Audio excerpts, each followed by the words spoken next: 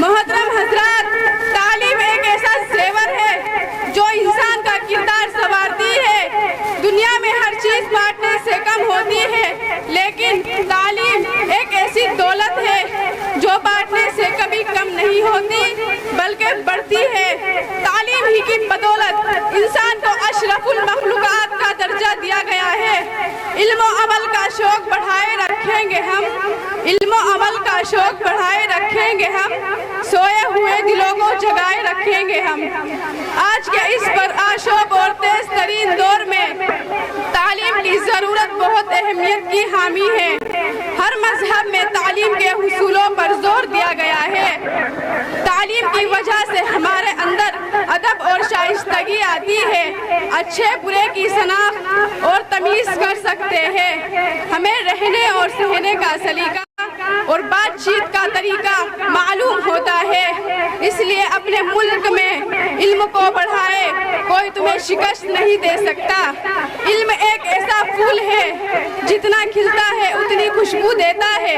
تعلیم انسان کی غیبی آنکھیں ہیں جس کے ذریعے بہت کچھ دیکھ سکتا ہے۔ تعلیم کا مزہ تو ایسے آتا ہے جس شخص نے تنگستی کے باوجود علم حاصل کیا ہو۔ علم فلک میں کہکشاں میں بھی چمکتا ہے، علم فلک میں کہکشاں میں بھی چمکتا ہے، علم گرجے تو بادلوں میں بھی برستا ہے۔ حالانکہ وسعتوں پر حاوی ہے، چاند پر فتح کا جھنڈا گاڑ چکا ہے۔ تعلیم کی وجہ سے جہالت اور گمراہی کی تاریکیاں دور ہو جاتی ہے۔ ایک پڑھا لکھا شخص بغیر کسی دوسروں کی مدد کے اپنے تمام کام آسان کر دیتا ہے۔ ایک ان پڑھ انسان زندگی کا ہر میدان میں سہارے کا محتاج ہوتا ہے۔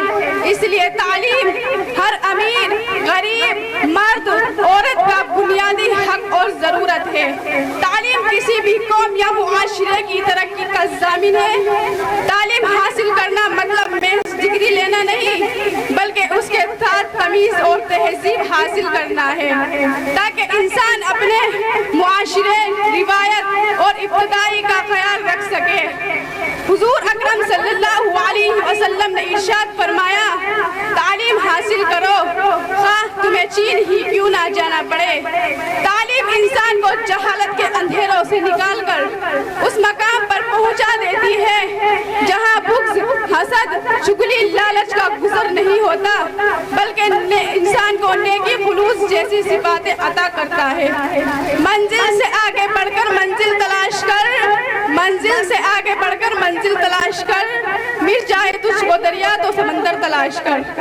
ہر شیشہ ٹوٹ جاتا ہے پتھر کی چوٹ سے، ہر شیشہ ٹوٹ جاتا ہے پتھر کی چوٹ سے، جو پتھر کو توڑے وہ شیشہ تلاش کر۔ شکریہ، السلام علیکم۔